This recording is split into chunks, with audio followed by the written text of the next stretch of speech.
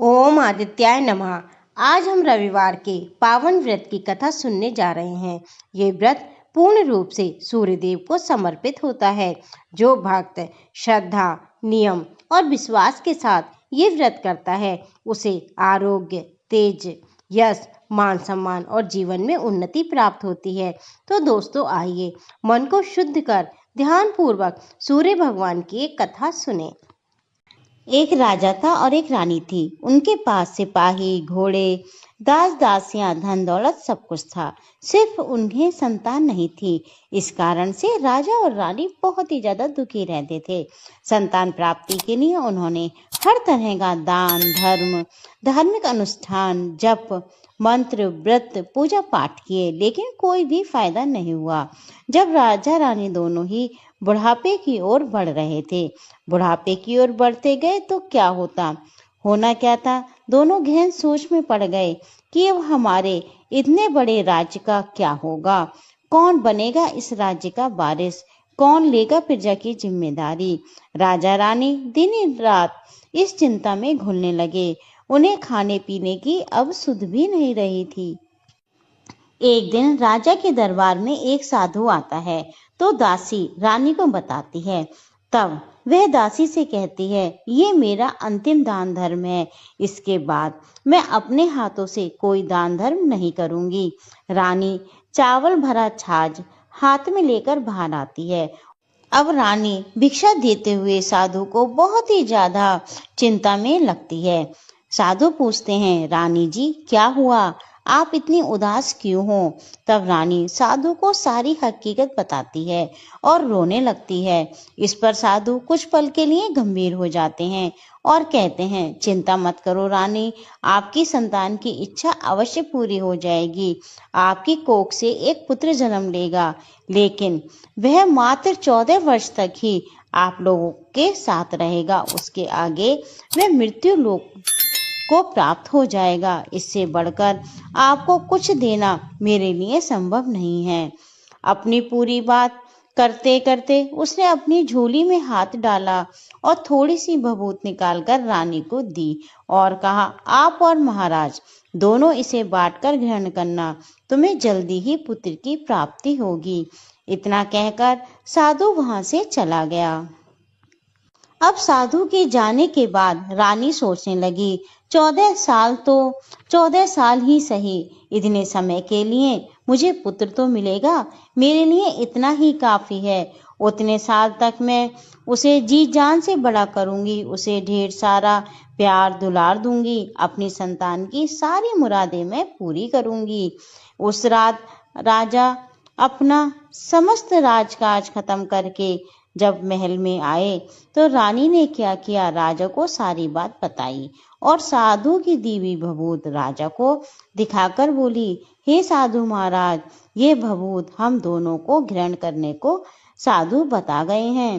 राजा बोले, इतना दान धर्म किया, जब तप किया तब कोई फल नहीं मिला, तो इस भभूत से क्या हमें संतान की प्राप्ति हो जाएगी। उस पर रानी बोली, जब इतना सब कुछ किया है तो ये भी सही। राजा को अब किसी पर विश्वास तो था नहीं, लेकिन अपनी पत्नी को दुख ना पहुंचे इसलिए वे राजी हो गए। राजा राजी हो गए तो फिर क्या था, राजा रानी दोनों नहाते धोते और फिर अपने भगवान का स्मरण करते थे, अपने पुरखों को स्मरण करते थे और साधु महाराज के नाम का स्मरण करके वे भभूत बांटकर दोनों खाते थे। उसके बाद दोनों निश्चिंत होकर सो जाते थे। कुछ दिन गुजर जाते हैं और साधु द्वारा कहे अनुसार रानी गर्भवती हो जाती हैं। उस पर राजा रानी दोनों की खुशी समाए नहीं समाती। राजा रानी से बोला, महारानी सचमुच साधु महाराज की हम पर कृपा हो गई। अब 9 माह के बाद 9 माह 9 दिन और 9 घंटे पूरे होने के बाद रानी ने एक सुंदर पुत्र को जन्म दिया। राजा ने बड़ी धूमधाम से पुत्र का नामकरण किया। सारे राज्य में 8 दिन तक खूब अच्छा समारोह रखा गया, उत्सव बनाया गया। अब पुत्र की कुंडली देखने के लिए राज्य के सबसे बड़े विद्वान पंडित जी को भी बुलाया। कुंडली देखकर पंडित जी बहुत चिंतित हो गए और कहने लगे, महाराज हमारा राजपुत्र सिर्फ 14 साल तक ही हमारे पास रहेगा। राजा को ये बात पता थी, रानी को भी साधु महाराज ने ये बात बता दी थी। दोनों चुप रह जाते हैं। उसके बाद राजा और रानी बड़े लाड़ प्यार से अपने बेटे को पालते हैं, उसकी हर ख्वाहिश पूरी करते हैं। थोड़े समय के लिए ही सही, भगवान ने संतान की उनकी मुराद पूरी कर दी थी, इसलिए वे हर समाधान मानते हैं। राजा को राजकुमार को बहुत प्यार दुलार करते हैं।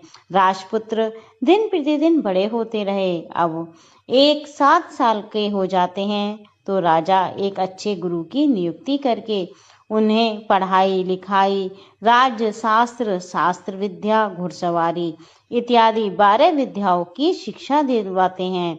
जब वे सब शास्त्र विद्या में पारंगत हो जाते हैं और 12 वर्ष के हो जाते हैं, तब एक अच्छी सी राजकन्या खोजकर उसकी शादी कर दी जाती है। 2 साल और बीत जाते हैं, बेटा 14 साल का हो जाता है। एक दिन राजपुत्र राजा से बोलते हैं, पिताजी, मैं अपना सारा राज घूमकर देखना चाहता हूँ। आज तक मैंने सिर्फ इस रजवाड़े के अतिरिक्त कुछ भी नहीं देखा है। बेटे की बात सुनकर राजा चिंतित हो जाते हैं, क्योंकि पुत्र का 14वां साल शुरू हो गया था। अब कोई अनहोनी होने के वक्त नजदीक आ पहुंचा था, लेकिन राजा ये सब बातें पुत्र को नहीं बता सकते। अब क्या करना था कि राजा के चेहरे पर खुशी लाकर बेटे से कहते हैं, हाँ हाँ जरूर जाओ बेटा, तुम्हें अपना सारा राज्य घूमकर देखना चाहिए। कहाँ क्या है ये सब जानना चाहिए। कल मेरे बाद तुम्ही को तो राजा बनना है। मात्र एक बात का ध्यान रखना, तुम जहाँ पर रहो, क्या कर रहे हो, ये बात अपनी पत्नी को नहीं बताना।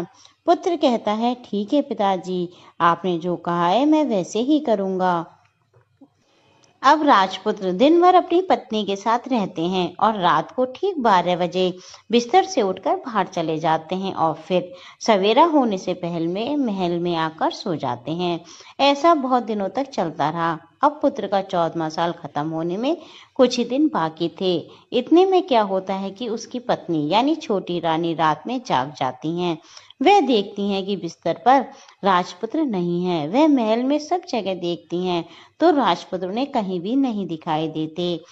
तो अब वह क्या करें, किससे कहें, वे चुपचाप रहती हैं। फिर सुबह पर देखती हैं कि उनके पति अपनी जगह पर सोए हुए हैं। वह अपने पति से कुछ नहीं पूछती, लेकिन दूसरी रात भी वैसा ही होता है। तीसरी, चौथी, ऐसा बहुत दिन तक चलता रहता है। रानी बहुत चिंतित हो जाती हैं। पति रात को कहाँ जाते हैं, किससे मिलने जाते हैं, उनके मन में ढेर सारे सवाल उठने लगते हैं, लेकिन कुछ पूछने से उन्हें डर लगता है, शायद पति गुस्सा ना कर बैठें। सास ससुर से पूछने के बारे में सोचा तो अपनी कुल और मर्यादा बीच में आ जाती है। इस तरह से वह मनी मन कुढ़ती रहती हैं। इस हालत में ना तो वह खाना खाती हैं, ना कुछ खेल कूद करती हैं। वह दुबली पतली हो जाती हैं। राजकुमारी को एक बूढ़ी मालिन जो कि रोज फूल देने महल में आती हैं, उन बुढ़िया माता का ध्यान छोटी रानी पर जाता है। वह उससे पूछती है, बेटी तुम्हें किस बात का दुख है जो तुम इतनी सूख कर काटा हो गई हो। उस पर रानी कहती है, क्या बताऊं अम्मा तुम्हें, तुम्हारा राजपुत्र हर रात बिस्तर पे से उठकर कहीं चला जाता है और सुबह होने से पहले वापस आ जाता है। वे कहाँ जाते हैं, क्या वह प्रेमिका से मिलने जाते हैं? मैं ये सोच सोच कर अंजल ग्रहण नहीं कर पाती और इस कारण मैं दुबली पतली हो गई हूँ। बुढ़िया ये सब बातें सुनकर उन्हें एक उपाय बताती है, तो बेटी से करने को कहती है, आज रात तुम सोना मत, उसके पीछे पीछे जाकर देखना कि वे कहाँ जाते हैं, क्या करते हैं, तो तुम इस तरीके से उनकी खरीदारी भी कर लोगी और तुम्हारा भ्रम भी दूर हो जाएगा। अब रानी बुढ़िया के कहे के अनुसार चलती है। उंगली की जलन से उसे बड़ी देर तक नींद नहीं आती, लेकिन बाद में वह सो जाती है।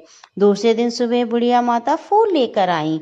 उसके महल में पहुंचती हैं, पूछती हैं, बेटा क्या तुम गई थी अपने पति के पीछे पीछे? रानी कहती है, नहीं अम्मा, मुझे तो नींद आ गई थी। बुढ़िया कहती है, कोई बात नहीं, आज तुम उंगली पर पहले से थोड़ा बड़ा जख्म करना और ज्यादा मिर्च लगा लेना, उससे तुम्हें नींद नहीं आएगी।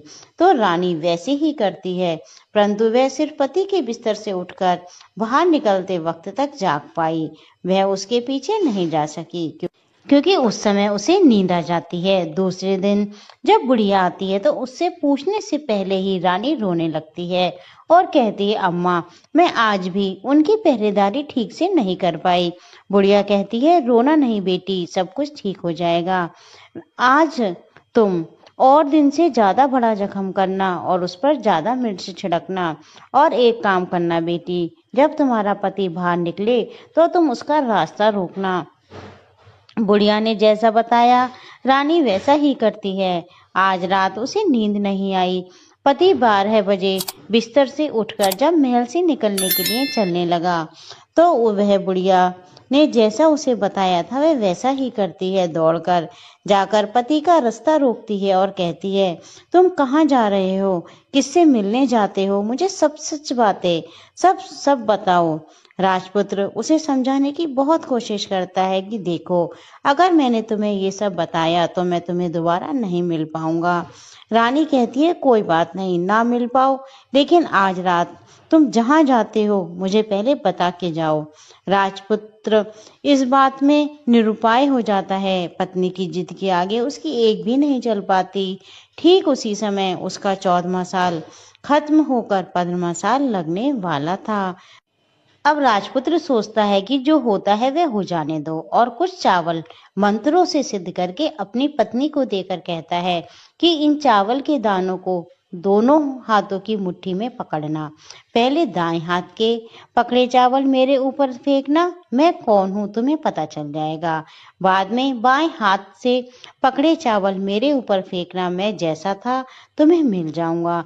यदि तुम बाएं हाथ के चावल मेरे ऊपर फेंकना भूल गई तो मैं तुम्हें कभी नहीं मिल पाऊंगा। रानी कहती है, नहीं भूलूंगी। रानी बड़े आत्मविश्वास के साथ कहकर बाएं हाथ से पकड़े चावल अपने पति के ऊपर फेंक देती है तो राजपुत्र एकदम एक विशाल घोड़ा बन जाता है। एकदम उम्दा सफेद गर्दन पर लंबी आयाल, देखते देखते वह तेजी से दौड़ने लगता है। रानी उस घोड़े को एकदम भौचक्की होकर देखने लगती है और पति के बाएं हाथ के चावल फेंकने की जो बात कही थी वह भूल जाती है। उसकी आंखों के सामने घोड़ा महल से बाहर निकलकर चला जाता है। घोड़ा जो महल से बाहर जाता है वह वापस नहीं आता। अब रानी को बड़ा पश्चाताप होता है। वह स्वयं को कोसने लगती है, लेकिन अब कोई फायदा नहीं था। राजपुत्र अब वापस नहीं आया। सुबह होते ही महाराजा महारानी को सब बात पता चलती है तो उन्हें बहुत दुख होता है। वे बिस्तर पकड़ते हैं और राह देखते हैं एक दिन उनका बेटा वापस आ जाए। इस तरह 1 महीना गुजरता है, 2 महीने गुजरते हैं, 3 महीने गुजरते हैं, 6 महीने गुजरते हैं। राजपुत्र का कोई भी अता पता नहीं लगता। प्रधान राजपुत्र को ढूंढने के लिए राज के गांव गांव सिपाही भेजते हैं, लेकिन उसमें उन्हें कोई भी सफलता नहीं मिलती। उधर रानी की जिद के कारण पति गायब हो गया। ये सोचकर वह मन ही मन अपने आप को कोसती रहती है और प्रण लेती है कि कुछ भी करके पति को ढूंढ कर लाएगी और उसे वापस घर लेकर आएगी। एक दिन वह सुबह उठकर सास ससुर के महल में जाती है और कहती है, मैं अपने पति की खोज में जा रही हूँ। महाराजा महारानी को और क्या चाहिए था, कुछ भी करके उनका बेटा उन्हें वापस मिलना चाहिए था। वे बहू को जाने की अनुमति देकर कहने लगे, बेटी, तुम्हें जो चाहे वे करो, जहाँ जाना है वहाँ जाओ, लेकिन हमारे बेटे को वापस लेकर आओ। भगवान तुम्हें कामयाबी दे। अब रानी क्या कहती है कि अपना शाही वेश बदलकर एक सेठानी बन जाती है। कुछ दास दासियों को, कुछ नौकरों को साथ में लेकर, कुछ सामान को साथ में लेकर वह राज्य की सीमा पर जाकर वहां एक भोजनालय खोल लेती है और वहां आने जाने वाले सब यात्रियों को खाना मुफ्त में देने लगती है। लेकिन शर्त एक रखती है कि खाने वाले को उसकी देखी कोई अजीब चीज उसकी मालकिन को यानी राजकन्या को बतानी पड़ेगी। अब क्या था, वहां आने वाला हर नागरिक अपनी तरफ से मैंने ये देखा है, मैंने ये देखा है कहकर मुफ्त का खाना खाकर चला जाता था। परंतु रानी को जो बात सुननी थी वो उसे कोई भी नहीं बताता था। ऐसे ही बहुत दिन बीत गए तो उधर क्या होता है कि रानी के महल फूल लेकर जाने वाली बुढ़िया की एक बेटा और एक बहू थे। उसका एक छोटा बेटा था, यानी बुढ़िया का एक छोटा पोता था। तो बेटा बहू सुबह काम के लिए निकलते तो पोते को संभालने की जिम्मेदारी बुढ़िया पर रहती थी। बुढ़िया माता दिन भर पोते को संभालती। बुढ़िया माता को पान खाने की आदत होती है, तो पान लगाने के लिए बुढ़िया माता को चूना चाहिए था। चूने को तैयार करने के लिए वे सीपियां लेकर आईं और सीपियों को भूनने के लिए गोबर के कंडे चाहिए थे। कंडे इकट्ठे करने के लिए वे बांस की टोकरी लेकर चरवाहे के मैदान में गईं। वहां बहुत सारे कंडे थे। उन्हें जमा करते करते उन्हें घर आने में देर हो गई और अंधेरा हो गया। इस ओर शाम होते होते काम से उनके बेटे बहू भी वापस आ गए और उन्होंने देखा कि उनका बच्चा घर में अकेला है और वो जोर जोर से रो रहा था। वे दोनों बेटे बहू गुस्से से लाल पीले हो गए। इतने में बुढ़िया घर पर पहुंची। बेटे ने पूछा, पोते को अकेला छोड़कर कहाँ गई थी? बुढ़िया माता बताने लगी कि गोबर के कंडे इकट्ठे करने गई थी। इस पर बेटा बोला, दोबारा अगर बच्चे को घर पर अकेला छोड़ के कहीं गई तो मैं तुम्हें बहुत पीटूंगा। बुढ़िया माता कहने लगी, नहीं बेटा, फिर मैं ऐसा नहीं करूंगी। लेकिन दूसरे ही दिन बुढ़िया माता ये बात भूल गईं और चरवाहे के मैदान पर कंडे इकट्ठे करने चली गईं। शाम को जब वे बेटा बहू काम से लौटे तो देखते हैं कि बच्चा फिर घर में अकेला रो रहा था। अब उनकी सहन शक्ति खत्म हो गई और उन्होंने बुढ़िया माता को घर से निकाल दिया। बुढ़िया माता रात भर घर के बाहर अंधेरे में बैठी रही और सुबह होते ही हाथ में टोकरी लेकर कंडे इकट्ठे करने के लिए चली गई। कंडे इकट्ठे करने का मानो बुढ़िया माता पे पागलपन सवार हो गया था। कंडे इकट्ठे करते करते कब अंधेरा हो गया उन्हें मालूम ही नहीं चला और उन्हें गांव का रास्ता ठीक से नहीं दिखाई दिया। अंधेरे में वे आंखें फाड़ फाड़ के रास्ता देखती रहीं और कहीं आगे निकल गईं। फिर क्या होता है कि उन्हें एक कपिला गाय छन छन की आवाज करते, गले की घंटी बजाते ठुमक ठुमक उस मैदान में आ गई। बुढ़िया माता देखकर सोचने लगी, इस गाय के पीछे पीछे जाऊंगी तो गांव तक पहुंच जाऊंगी। बुढ़िया माता उस गाय के पीछे पीछे जाने लगी। उस मैदान में गाय एक साथ में मैदान तक पहुंच गई। अब क्या होता है कि उस मैदान में एक बड़ा सा पत्थर था। गाय जाकर उस पत्थर को सींग मारती है। सींग मारा तो वह पत्थर टूट कर हट गया। पाताल में नीचे जाने की सीढ़ियां दिखाई देने लगी। अब वह गाय उस सीढ़ियों से नीचे जाने लगी। बुढ़िया माता सब देखती रहीं और झट जाकर गाय की पूंछ को पकड़ लिया। पूंछ पकड़कर वह गाय के साथ नीचे पाताल लोक में पहुंच गईं। पाताल लोक में पहुंचते ही तुरंत गाय की पूंछ छोड़ दी और इधर उधर देखने लगी। वहीं बुढ़िया माता ने देखा कि पाताल में सब जगह जगमगाहट है, दिए जल रहे हैं, तेज रोशनी गाय के ऊपर पड़ती है और एक अद्भुत घटना घटने लगती है।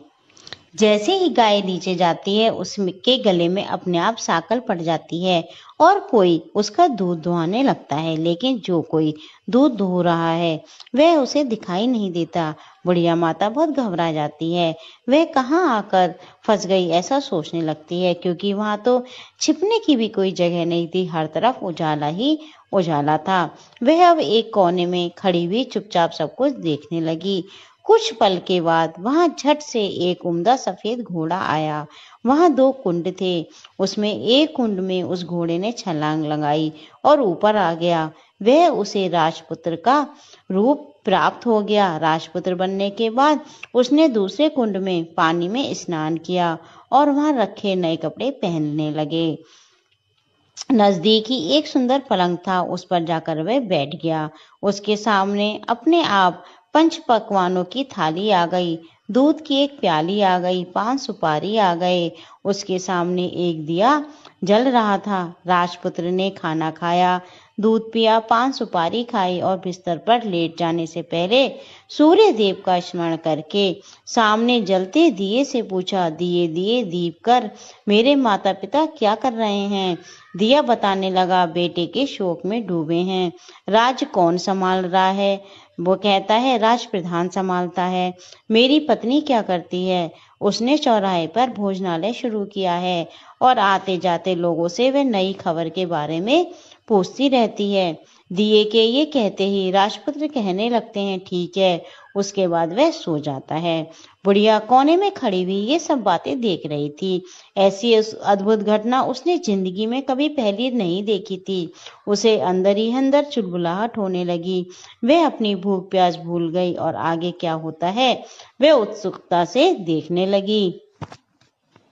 लेकिन उसके बाद कुछ नहीं हुआ। रात गुजर गई, सुबह हो गई। सुबह होने पर पलंग पर सोया हुआ राजपुत्र उठा और फिर से पहले वाले कुंड में छलांग लगाई तो वह फिर से घोड़ा बनकर कुंड से बाहर चला गया। बाहर आते ही वह तेजी से उस पाताल नगरी से निकल गया। लेकिन वह कहाँ गया बुढ़िया माता को कुछ भी नहीं पता।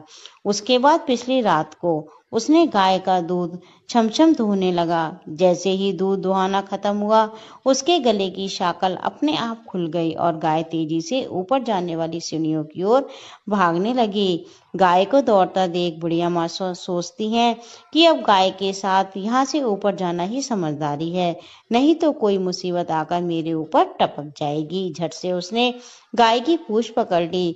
गाय के साथ ऊपर आ गई। गाय अब ऊपर मैदान में पहुंची तो उसे एक सुरंग का रास्ता अपने आप बंद हो गया और उसके मुंह पर एक बड़ा सा पूर्वत पत्थर खड़ा हो गया। अब बुढ़िया माता जंगल से बाहर निकली तो बुढ़िया माता एकदम बावली हो गई। उसने पाताल नगरी में जो कुछ देखा था वह जल्द से जल्द किसी को बताने के लिए उतावली हो गई। उसे एकदम याद आया कि नगर की सीमा पर कोई औरत भोजनालय चलाती है और नई बात बताने की इच्छा खाना पीना मुफ्त में देती है। वह सोचने लगी क्यों ना ये बात उस औरत को बताऊं। यदि उसे ये बात पसंद आई तो बाकी जीवन खाने पीने की झंझट से मुक्ति मिल जाएगी। बुढ़िया माता ने मन ही मन तय कर लिया। तुरंत उस भोजनालय के द्वार पर टंगे नगाड़े के सामने खड़ी हो गई और जोर जोर से नगाड़ा बजाना शुरू कर दिया। नगाड़े को इस तरह शोर सुनकर मालकिन यानी छोटी रानी मन में प्रसन्न हो जाती हैं कि शायद कोई बड़ी बात लेकर आया है। रानी सिपाहियों को आदेश देती हैं, जाइए जो कोई भी आया है उसकी खातिरदारी कीजिए और उसे अंदर बुला के लाइए। बुढ़िया माता अंदर आती है। उन्होंने पूछा बुढ़िया माता क्यों नगाड़ा बजा रही हो। बुढ़िया बोली कुछ नहीं बेटा, यहाँ खाना मिलता है ना इसलिए आई हूँ। खाना चाहिए मिलेगा लेकिन कोई नई बात बतानी पड़ेगी। हाँ बताऊंगी, एक बात मालूम है मुझे। ये बात कहकर सिपाही बुढ़िया माता को अंदर ले जाते हैं और उनका बहुत आदर सत्कार करते हैं। अब एक बड़ी सी थाली में बुढ़िया माता को व्यंजन परोसे गए। बुढ़िया माता कुछ दिनों से बहुत भूखी थी। वह खाने पर टूट पड़ी। खाना खाने के बाद सिपाही ने उन्हें एक नई साड़ी पहनने को दी। उसके बाद उसे लेकर वह रानी के पास गए। बुढ़िया और रानी ने तुरंत एक दूसरे को पहचान लिया। बुढ़िया माता बोली बेटी तुम। रानी बोली अरे अम्मा आप। कुछ ही देर बाद दोनों भली भांति बातें करती रहीं। आखिर बुढ़िया से कहने लगी अम्मा बताओ तुमने क्या नई बात देखी। नई बात? मैंने कोई नई बात नहीं देखी। वह तो मेरे पास तुम्हें देने के लिए खाने के पैसे नहीं थे इसलिए मैंने तुमसे झूठ कहा और नगाड़ा बचाया। रानी ने कहा अम्मा घबराना नहीं, मैं किसी को तुम्हारा नाम नहीं बताऊंगी। फिर भी बुढ़िया मैंने क्या देखा कब देखा। मैंने कुछ नहीं देखा बेटा, मैं क्या बताऊं, मैंने कुछ नहीं देखा। अब बुढ़िया माता से रानी ने बहुत मिन्नतें की तो रानी ने उन्हें बताया। अब बुढ़िया माता ने सारी बातें उस राजकुमारी को बता दी। राजकुमारी को यकीन हो गया कि राजपुत्र उसी का पति है। वह तुरंत बुढ़िया माता से कहने लगी अम्मा मुझे उस जगह पर ले चलो। नहीं बेटी, वह पाताल राज है, सांप है। यदि किसी ने तुम्हें देख लिया तो तुम्हारी जान खतरे में पड़ जाएगी। लेकिन रानी ने उनकी एक भी बात नहीं मानी और वह उस जगह पर जाने की जिद करने लगी। आखिर बुढ़िया माता ने उनका कहना मान लिया और वह उन्हें लेकर वहां पे जाने लगी। अब दोनों उसी मैदान पर पहुंची जहां की उन्हें गाय मिली थी और गाय का इंतजार करने लगी। दिन ढलते ही अंधेरा घिरने लगा और गाय हमेशा की तरह वहां पर आ गई। मैदान के उसी कोने में जहां पत्थर रखा था गाय ने सींग मारा तो झट से पत्थर हटकर सुरंग जाने का रास्ता खुल गया। गाय उस रास्ते में नीचे उतर गई तो बुढ़िया और रानी कहने लगी जल्दी आओ बेटा, हम गाय की पूंछ पकड़कर नीचे उतरेंगे। दोनों गाय की पूंछ पकड़कर नीचे उतर गईं। पहले बुढ़िया माता जिस कोने में छुपी थी उस कोने में छिप गई। अब नीचे जब सब कुछ पहला जैसा घटित हो गया। गाय के गले में अपने आप साकर पड़ गई और कोई अदृश्य रूप से उसका दूध धोने लगा। एक सफेद उम्दा घोड़े ने जाकर एक कुंड में छलांग लगाई तो राजपुत्र के रूप में ऊपर आया। राजपुत्र दूसरे कुंड में नहाने लगा।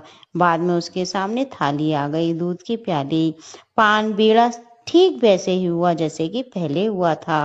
अब राजकुमार ने सूर्यदेव का स्मरण किया और दिए से पूछने लगे, दिए दिए दीप कर मेरे माता पिता क्या कर रहे हैं? तो दिए ने अब कुछ भी जवाब नहीं दिया, बल्कि वह बुझ गया। राजपुत्र को कुछ अघटित हुआ है इसका संदेह हो गया। वह उदास हो गए और जो कुछ हुआ है वह कह दो ऐसा सोचकर सोने के लिए बिस्तर पर लेट गए। अब रानी का संयम छूट गया। वह दौड़कर पति के पास गई और उसके पैर पकड़ने के लिए आगे बढ़ने लगी। राजपुत्र तुरंत ही पत्नी को पहचान गए। वह झट से पीछे हट गया और चिल्लाने लगा, नहीं नहीं, मुझे मत छूना, सर्वनाश हो जाएगा। अब रानी दोनों हाथ जोड़कर पति से अपनी भूल स्वीकार करने लगी। स्वामी, मुझसे भूल हो गई। मुझे आपसे नहीं पूछना चाहिए था कि आप रात को कहाँ जाते हो। मैं अपनी भूल स्वीकार करती हूँ। मुझे मेरी भूल की सजा मिल गई है। अब आप घर चलें। आपके वियोग में आपके माता पिता ने बिस्तर पकड़ लिया है। आपकी प्रजा भी बहुत दुखी है। इस पर राजपुत्र कहने लगे, वहीं तो एक बार तुम गलती कर बैठी, अब दोबारा मत करना, नहीं तो अब मैं तुम्हें जो दिख रहा हूँ वह भी नहीं दिखूंगा। रानी विलाप करने लगी, जोर जोर से जमीन पर सिर पटकने लगी। राजपुत्र के मन में उसके प्रति दया आ गई। वह कहने लगा, यदि तुम मुझे पाना चाहती हो तो तुम्हें एक काम करना होगा। काम कठिन है लेकिन वह तुम्हें अकेले ही करना होगा। राजकुमारी बोली, कहो स्वामी, कितना भी कठिन काम हो मैं उसे पूर्ण करूंगी।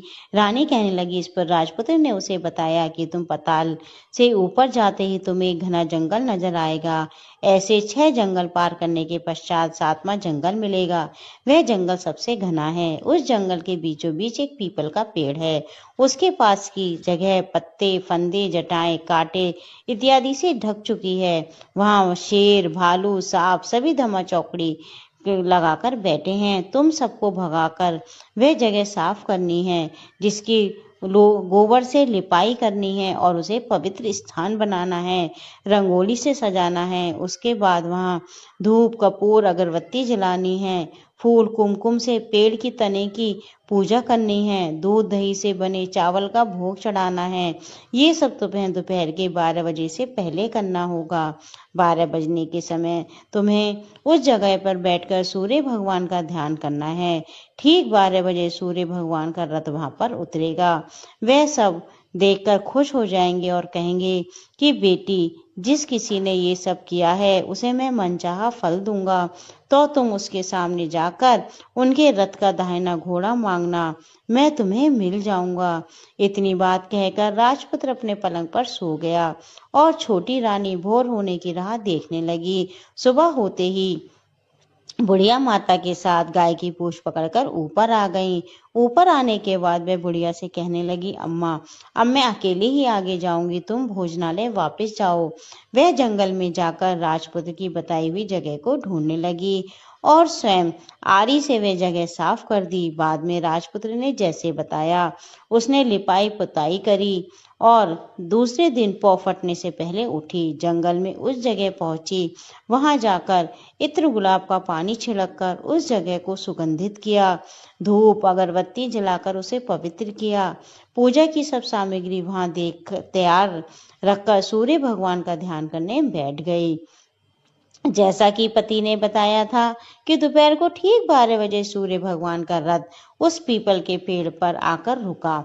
सूर्य भगवान ने जब रथ के नीचे देखा तो सुगंधित वातावरण देखकर वह बहुत प्रसन्न हुए। फिर वे बोले, जिस किसी ने ये काम किया है वह यहाँ आकर आज मुझसे जो कुछ मांगेगा मैं उसे दे दूंगा। रानी ने जब ये बात सुनी तो वह बिना समय गवाए दौड़कर उनके सामने और सूर्य देव को साष्टांग नमस्कार करके बोली, भगवान, ये मैं ही हूँ, मैंने ही ये जगह साफ की है। अच्छा, जो तुम्हें चाहिए वह मुझसे मांग लो। भगवान, मुझे आपके रथ का दाहिना घोड़ा चाहिए। सूर्य भगवान बोले, नहीं नहीं, मैं तुम्हें और कुछ भी दे सकता हूँ, लेकिन ये घोड़ा नहीं दे सकता। मेरे रथ के 12 घोड़े हैं, तुम चाहे तो कोई और घोड़ा मांग लो, लेकिन ये दाहिना घोड़ा नहीं, मैं तुम्हें ये नहीं दे सकता। छोटी रानी ने एक नहीं सुनी, वह सूर्यदेव से एक ही बात कर रही थी कि मुझे ये दाहिना घोड़ा दे दो, नहीं तो मैं आपके पैरों में गिरकर अपनी जान दे दूंगी। अब सूर्यदेव धर्म संकट में पड़ गए, उन्होंने वचन दे दिया था, अब अपने वचन से पलटें तो क्या करें। ठीक है, दे दिया तुम्हें घोड़ा, सूर्यदेव ने कहा।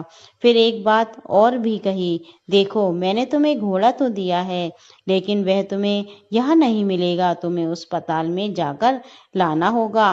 रानी बोली, पाताल में ही क्या भगवान, मैं उन्हें पाने के लिए कहीं भी जा सकती हूँ। अब रानी को वचन देकर सूर्यदेव अपने मार्ग में चले गए और उधर रानी जंगल में अपने भोजनालय में आ गई। फिर वह बुढ़िया को लेकर उस मैदान पर गई। जल्द ही शाम हो गई। शाम होते होते वहां वह गाय आई और दोनों गाय की पूंछ पकड़कर नीचे उतर गई। नीचे पाताल में सब घटनाएं पहले की तरह घटने लगी। घोड़े को एक कुंड में नहाकर राजपुत्र बन जाना, नहा धोकर पलंग पर बैठना, सोने की थाली में खाना आना, पान बीड़ा सब उसी तरीके से होने लगा। और राजा ने सब कुछ खाया और दिए से पूछने लगे, दिए दिए दीप कर मेरे माता पिता क्या कर रहे हैं। दिए ने बताया, वे दोनों तुम्हारे शोक में मरने की स्थिति तक पहुंच गए हैं। ऐसा झट से उसकी आंखों से आंसू टपकने लगे। फिर वह पूछने लगा, दिए दिए दीप कर मेरा राज कौन चला रहा है। दिया बोला कि तुम्हारा राज्य प्रधान चला रहा है, वह सब कुछ हड़प चुका है और प्रजा पर बहुत अत्याचार कर रहा है। सुनकर राजपुत्र को बहुत गुस्सा आया। वह गुस्से से अपनी मुट्ठी भींचने लगा, पूछने लगा, दिए दिए दीप कर मेरी पत्नी क्या कर रही है। अब दिया कुछ नहीं बोला, चुप रहा। अब रानी का संयम जवाब दे गया। वह दौड़कर पति के गले लग गई। अब मैं तुम्हें मिल गया, राजपुत्र कहने लगा। सच कहते हो, अब आप फिर से घोड़ा तो नहीं बनोगे ना। राजकुमार कहने लगा, नहीं, मैं दोबारा से घोड़ा नहीं बनूंगा। तुमने जो इतने सारे कष्ट उठाए हैं मुझे पाने के लिए, इसलिए सूर्यदेव ने मुझे सदा के लिए घोड़े के जन्म से मुक्त कर दिया। राजपुत्र ने बड़े प्यार से कहा और उसे गले लगाया, उसके आंसू पोंछे। कुछ देर पश्चात भोर हो गई तो गाय की श्रृंखला टूटकर ऊपर भूलोक जाने लगी। रानी, राजपूत और बुढ़िया उसकी पूंछ पकड़कर ऊपर आ गए। ऊपर आने के बाद वे सीधे भोजनालय में पहुंचे। वहां का सब सामान लोगों में बांट दिया और उसको ताला लगाकर अपने राज्य में लौट आए। राजपुत्र वापस आता तो उसके तेवर देखकर प्रधान घबरा गया। राजपुत्र ने उसे बंदी बनाकर कैद खाने में डाल दिया। राज की बागडोर अपने हाथ में ले ली। उसके बाद वह अपने माता पिता को मिलने के लिए महल में गया। तब राजपुत्र क्या देखता है कि उसकी माता पिता उसके शोक में बहुत दुबले पतले हो गए हैं। पुत्र को वापस आया देखकर मरणासन राजा रानी की आंखों से टप टप आंसू बहने लगे। उन दोनों ने पुत्र को गले लगाया, प्यार से सहलाया। इतना होने के बाद उनके सेहत में एकदम सुधार आ गया। अब वे बिस्तर से उठ गए और पुत्र को आशीष देने लगे। राजपुत्र के आने की खबर पूरे राज्य में फैल गई। प्रजा खुशी से फूले नहीं समाई। प्रजाजन राजमहल के सामने इकट्ठे हो गए। राजपुत्र ने भी उन्हें दर्शन दिए और जब वह आज से उन्हें कोई दुख नहीं पहुंचेगा ऐसा वचन भी दिया। अब राजा अपने पुत्र का राज्याभिषेक करने लगे और उसे सिंहासन पर बिठाया। बहू को महारानी का दर्जा दिया। स्वयं अपनी पत्नी के साथ ईश्वर स्मरण करते करते अपनी खुशी से दिन व्यतीत करने लगे। महाराजा बना राजपुत्र अच्छी तरह से राज्य चलाने लगा और अपनी पत्नी के साथ सुख शांति से जीवन व्यतीत करने लगा। उस बुढ़िया माता को रानी ने अपने पास ही रख लिया, उसकी अच्छी तरीके से देखभाल करने लगी। बुढ़िया और उसके बुढ़ापे के दिन अच्छे से गुजर गए। बोलो सूर्य भगवान की जय। इस प्रकार सूर्य देव की महिमा सुनकर और रविवार व्रत को विधि विधान से करने पर भक्तों के सभी कष्ट दूर होते हैं और जीवन सुखमय बनता है। जो भी ये कथा सुनता है अथवा पढ़ता है उस पर सूर्य भगवान की विशेष कृपा बनी रहती है। अगर आपको कथा अच्छी लगी हो तो इसे लाइक करें और ज़्यादा से ज़्यादा लोगों के साथ इसे शेयर करें। मेरे चैनल को सब्सक्राइब करें। राधे राधे। आपका जीवन मंगलमय हो।